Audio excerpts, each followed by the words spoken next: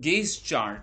This is also known as the speedometer chart, and there are some other names as well which is used to represent this chart. Let's understand how does it looks like first of all. So primarily this looks like something like this. This is a very default version of it, right?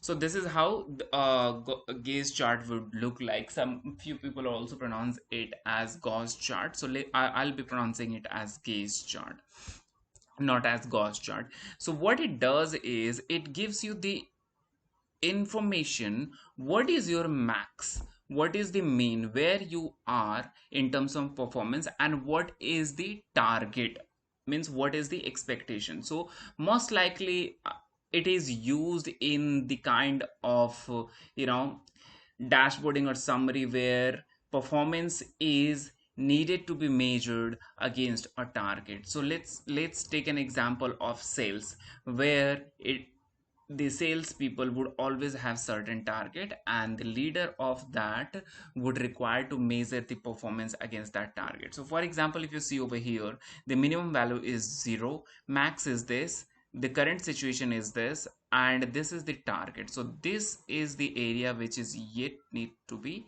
reached, right? So by now you might have understood that to create this gauge chart, you would require, you would mandatorily be required the target value, maximum value, and minimum. If you don't have, by default it takes 0. If you have, you can put the value which is needed, but recommended way is to start it from 0.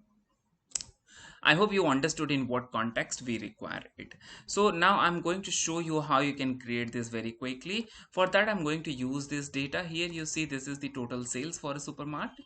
Now to create this Gauss chart or gauge chart, what we require is the minimum value, which I'm going to keep as 0, and then maximum value, and then the target value. All right, and the current situation. Let me first put the current situation, current position. All right, so the current position would be nothing but sum of this. All right, sum of this. So let me just take sum of that over here. I'm just putting it for the understanding purpose. So here is what we got, the sum of that.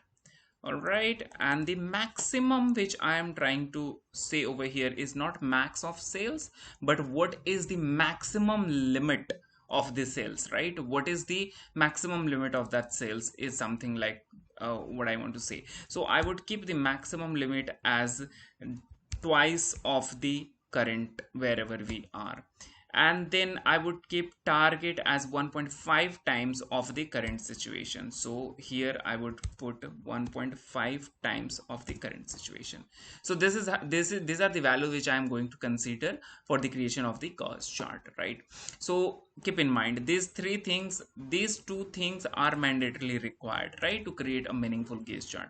So let me take you to the new window of the Power BI, and over here let me show you how you can do that. First of all, I'll just delete this because this is not needed for me.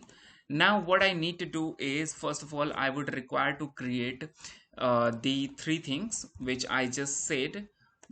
Current value I would be already having, minimum I don't require, max and target I require, right? So for that, what I'll do is I'll go in the data view, and from here in new measure, you can do in the report view as well, but I just went over here, right? So in new measure, what I'm going to do is I will say target.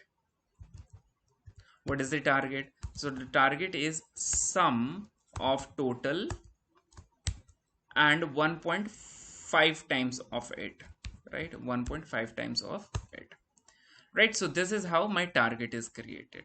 Now as soon as it is created, this is a measure. So you would see over here, you won't be able to see it as it will not be visible in your data, but somewhere in the virtual memory it will be stored, and this is something which is created on fly. Now I'll create another measure which is for max. All right, so let's create the another measure, new measure again, and that I'm going to say maximum limit. I'll just say maximum and then again I will take sum of total, and then I'm going to make it double of the total sum. Okay, so this is how it is done. Now I'll quickly take you to the report view, and over here in the visualization pane you need to go over here, and just right over here you have the gauge chart, right? So just pull it out over here, the gauge chart, and now you see over here you are getting three options: value, minimum, maximum, and target. In fact, four. So in value, which I want to use is total sales. So by default it will sum it up and it is going to show you right over here. Then the next thing, minimum, I'm not going to put because it is already showing 0. Then the maximum value, for that I have already created. For maximum I'm going to put this maximum, and then for target I'm going to use this target over here. All right, now let's just do a little bit of formatting on it. How can we make it look the way it was in the demo? Right, let me just take you over here. I don't need the data pane anymore. Now in the colors I'm going to choose a color for this one, something like this. Yeah, yes, something like this. Then the color for this target line, that I'm going to put red. I will make it something like dark red. This is also done. Next thing, let's have a look at the data label, and these are the data labels. I'm just making it bold, and decimal place I will just say nothing. I don't require any decimal place. Then the target label again I'll make bold, and size I can make it a little smaller, and then in the decimal place again I'm going to make it 0. Now the call out value is this one, where we are, which represents where we are, right? So that I'm just going to show bold, and again the decimal place is null. All right, so this is done. You are done with creating a gauge chart, and you see how simple it was. And you can make it more interesting. There are, if you have paid version, there are other templates of this as well, which you can of course anytime can go over there, and from you can get it from get more visuals. Currently I don't have a paid version, so I would not be able to do it.